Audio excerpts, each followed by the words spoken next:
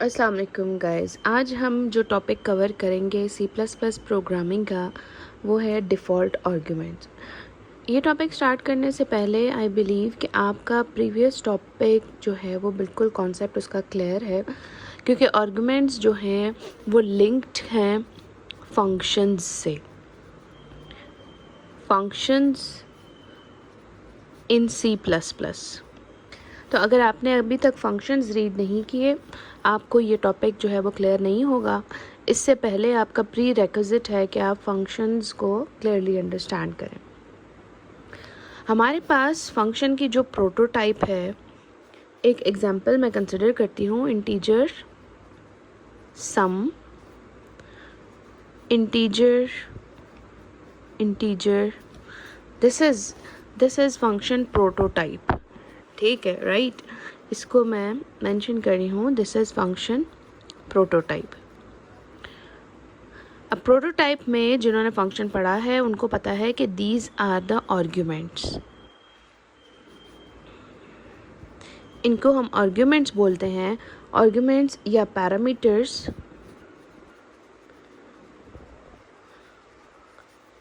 ये आपके पास वो वैल्यूज़ हैं जो हम फंक्शन को पास करते हैं और फंक्शन उनको यूज़ करके उनके ऊपर एक्शन परफॉर्म करता है। हमारा जो आज का टॉपिक है वो है डिफ़ॉल्ट आर्ग्यूमेंट। डिफ़ॉल्ट आर्ग्यूमेंट आपके पास क्या है? सबसे पहले मैं इसकी डेफिनेशन लिखूँगी। डिफ़ॉल्ट आर्ग्यूमेंट आपके पास एक वो फीचर है सी प्लस प्लस प्रोग्रामिंग में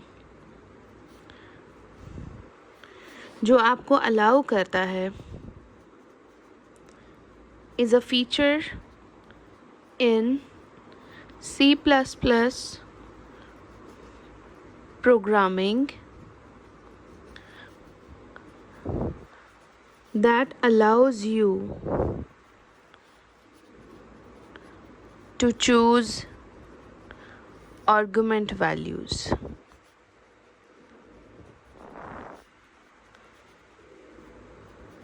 मतलब इनिशियली यहाँ पे आप फंक्शन को वेरिएबल्स पास करते हैं, वैल्यूज़ आप लेते हैं मेन फंक्शन में, और वो वैल्यूज़ आप फंक्शन को एज अ पैरामीटर पास करते हैं। लेकिन इन केस अगर आप फंक्शन को कोई वैल्यूज़ पास नहीं करते, तो उस केस में जो डिफ़ॉल्ट आर्ग्यूमेंट्स आपने यूज़ किए होंगे वही प्रोग्राम यूज़ करके और उस फंक्शन की कैलकुलेशन परफॉर्म करेगा। एक हम प्रोग्राम कंसिडर करते हैं, void sum। ये फंक्शन प्रोटोटाइप है। इंटीजर a, राइट, मैंने ले लिया integer a, integer b is equals to 5, integer c is equals to 10। ये है फंक्शन प्रोटोटाइप।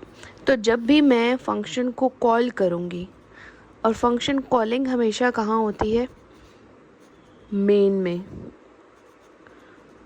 फंक्शन कॉल, जब भी मैं फंक्शन को कॉल करूँगी तो यहाँ पे मैं उसको वैल्यूज़ पास कर रही हूँ, लेकिन ये आपके पास डिफ़ॉल्ट आर्ग्यूमेंट है। डिफ़ॉल्ट आर्ग्यूमेंट इसलिए कि आपने फंक्शन प्रोटोटाइप में इन वेरिएबल्स की वैल्यू खुद असाइन की है। ये है आपके पास डिफ़ॉल्ट आर्ग्यूमेंट। अगर आप फंक्शन कॉल में वैल्यूज़ पास कर देते हैं 7, राइट, ये आपके पास फंक्शन कॉल है, तो कंपाइलर क्या करेगा? आपके पास जब ये कॉल फंक्शन डेफिनेशन में जाएगी, और फंक्शन डेफिनेशन ऑब्वियसली हम लिखेंगे पूरी फंक्शन बॉडी के साथ, तो ये वैल्यू, फर्स्ट वैल्यू किसको रिप्रेजेंट कर रही है? ए को, सेकंड वैल्यू बी, और थर्ड वैल्यू सी। यहाँ पे बी की ये वाली वैल्यू यूज़ होगी और ये वाली वैल्यू इग्नोर हो जाएगी, क्योंकि ये आपके पास डिफ़ॉल्ट आर्ग्यूमेंट है। तो आपके पास ए है 5, बी है आपके पास 10 और सी है आपके पास 7 इस केस में। लेकिन अगर मैं फंक्शन कॉल करती हूँ और इस फंक्शन में मैं सिर्फ एक वैल्यू पास कर रही हूँ, आर्ग्यूमेंट्स यहाँ पे 3 थे, पैरामीटर्स यहाँ पे 3 थे, लेकिन मैंने फंक्शन कॉल में सिर्फ एक वैल्यू पास की। अब यहाँ पे जो 2 पैरामीटर्स हैं, क्योंकि ये फर्स्ट वैल्यू है तो हमेशा फर्स्ट वेरिएबल को असाइन होगी, मींस a। आपके पास a इक्वल हो जाएगा 5 के। अब b की वैल्यू मैंने यहाँ नहीं दी, लेकिन मैंने फंक्शन प्रोटोटाइप में b की डिफ़ॉल्ट वैल्यू यूज़ की थी, तो ऑटोमेटिकली कंपाइलर b को 5 असाइन कर देगा और c को 10 असाइन कर देगा। This is the benefit of using default arguments, कि आप अगर वैल्यूज़ फंक्शन कॉल में मिस कर देते हैं, वो वैल्यूज़ आप यूज़ नहीं करते, तो आपकी जो डिफ़ॉल्ट वैल्यू है वही वैल्यू यूज़ हो जाती है फंक्शन कैलकुलेशन में। This is the benefit of your default arguments. लेकिन डिफ़ॉल्ट आर्ग्यूमेंट यूज़ करने का एक रूल है, दिस इज़ वेरी इम्पॉर्टेंट। ये रूल मस्ट है मेमोराइज करना। रूल ये है, as soon as we start assigning values to arguments, then it is mandatory to assign values to the next arguments. इसका क्या मतलब है, ये चीज़ मैं एक्सप्लेन करूँगी। ओके जी, रूल आपका कहता है कि जैसे ही आप डिफ़ॉल्ट फंक्शन, डिफ़ॉल्ट आर्ग्यूमेंट्स की वैल्यू आप असाइन करते हैं फंक्शन प्रोटोटाइप में, उसके बाद आने वाले वेरिएबल्स को लाजमी आपको वैल्यू असाइन करनी पड़ेगी। फॉर एग्ज़ाम्पल, ये मेरा फंक्शन प्रोटोटाइप है। इस फंक्शन प्रोटोटाइप में मैंने a आर्गुमेंट ले लिया, लेकिन मैंने इसको कोई डिफ़ॉल्ट वैल्यू असाइन नहीं की। ठीक है, so this is right, this is acceptable. आपने फिर b लिया, उसको वैल्यू असाइन कर दी, दिस इज़ अगेन राइट, क्योंकि ये आपके पास डिफ़ॉल्ट आर्गुमेंट हो गया।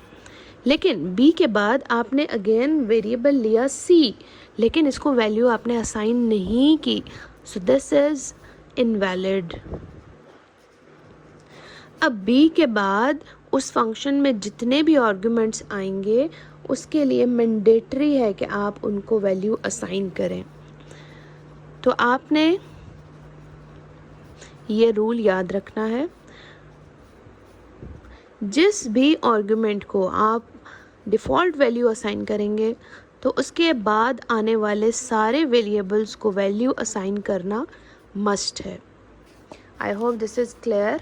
So this was the topic and concept of default argument. कोई भी क्वेश्चन और क्वेरीज के लिए please write your comments. Thank you.